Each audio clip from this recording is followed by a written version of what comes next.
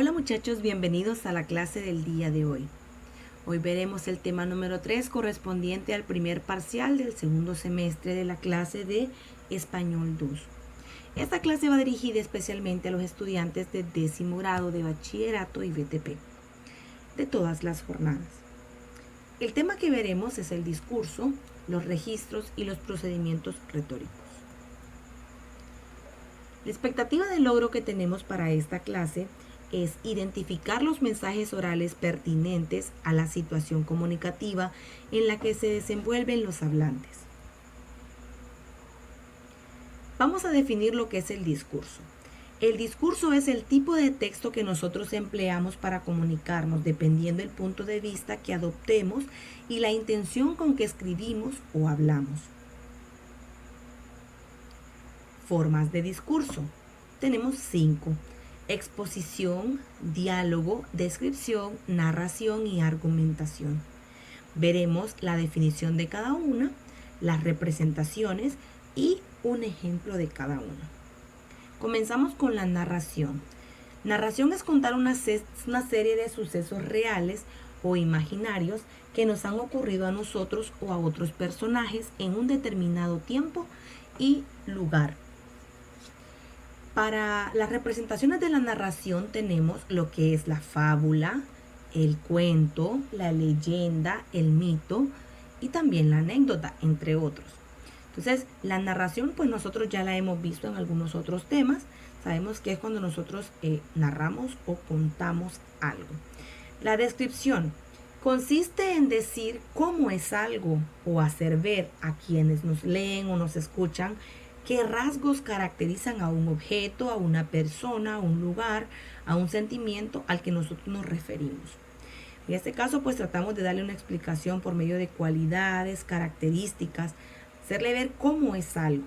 Aquí en este caso tenemos las representaciones que son, por ejemplo, descripción a personas. Utilizamos la prosopografía para describir el aspecto físico de una persona. Para describir los rasgos morales o de conducta de alguien utilizamos la etopeya. Para describir un lugar nosotros utilizamos lo que es la topografía. Y para describir una época utilizamos la cronografía. Veamos los ejemplos. En este caso tenemos una leyenda como ejemplo de texto narrativo. Para efectos del tiempo, que no nos tardemos tanto, usted puede pausar el video y yo voy a continuar con el siguiente ejemplo para que lo pueda leer. El texto descriptivo utilizamos una topografía. Recuerde que la topografía es la descripción de un lugar. En este caso tomamos como ejemplo un fragmento del libro 100 años de soledad del escritor Gabriel García Márquez. Número 3 tenemos el diálogo. El diálogo es una conversación entre dos o más personas acerca de un determinado tema. Sabemos que también, ¿verdad?, es una conversación, por decirlo así, en lo cotidiano, ya sea con mamá, con papá, con un amigo, con una amiga. Pero también el diálogo tiene otra representación aparte de esa. También el diálogo está en lo que es las obras de teatro o el guión teatral, que está escrito a base de diálogos. Entonces, es lo que cada personaje va a decir al momento de actuar. Entonces, tenemos las representaciones del diálogo son la conversación en sí y el guión teatral. La exposición es presentar de forma objetiva una serie de ideas acerca de un tema.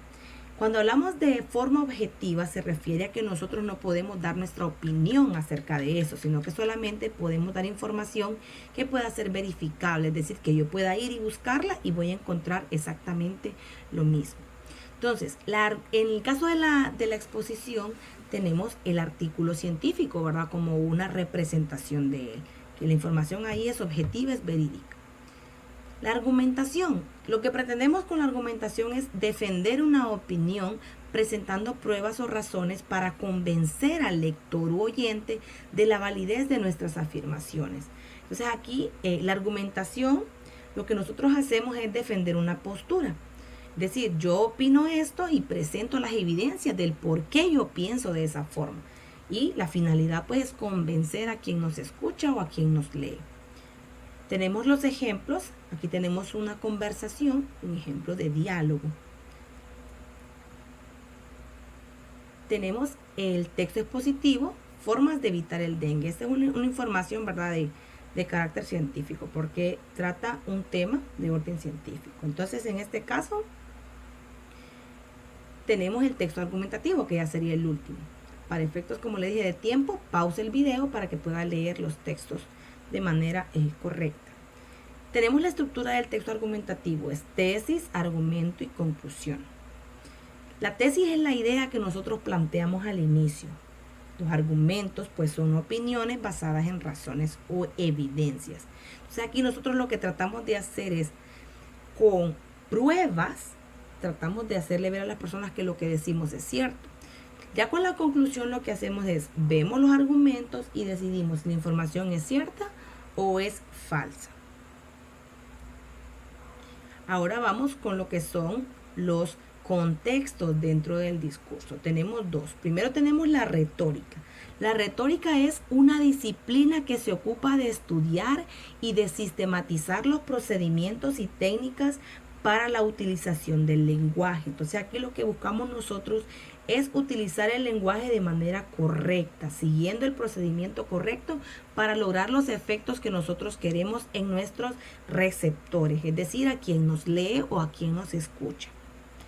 Y segundo, el registro. El registro es la adecuación de la lengua al contexto. Es decir, aquí nosotros, hablamos conforme al lugar donde estamos. Eso es el registro. Utilizar las palabras adecuadas en el momento adecuado porque estamos en un lugar indicado. Y en el registro tenemos 3 factores. Veamos. El primero es el campo. El segundo es el tenor. Y el tercero es el modo. Vamos a ver la definición de cada uno. En el caso del campo, lo que nosotros podemos visualizar aquí es el escenario en el cual el discurso tiene lugar. Y también podemos hablar acerca del tema, ¿verdad? Es el lugar donde se genera el texto y el tema alrededor del cual gira ese texto.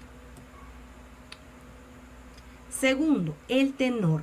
El tenor es la relación que los interlocutores tienen. En este caso tenemos la relación íntima, que es, por ejemplo, como cuando yo hablo con papá, hablo con mamá, hablo con mis amigos. Es una relación íntima porque son personas muy cercanas a mí. En el caso del formal, pues es aquellas situaciones en las que yo de repente no tengo tanta confianza con la persona. Por ejemplo, una autoridad escolar o también, por ejemplo, mi jefe en el trabajo. Entonces, es una situación formal, ¿verdad? La informal, pues, es lo contrario, cuando hay un poquito más de confianza. La temporal es por un momento corto de tiempo y la permanente, pues, es indefinido.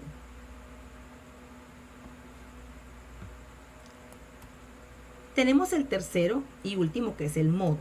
En el caso del modo, pues, es el medio que nosotros usamos como canal de comunicación. ¿Cómo hacemos llegar la información a nuestros receptores? Tenemos 4 formas: el hablado, el escrito, el improvisado y el preparado. Tenemos los 4. Ahora vamos a lo que son las asignaciones. Tenemos 2 para el día de hoy.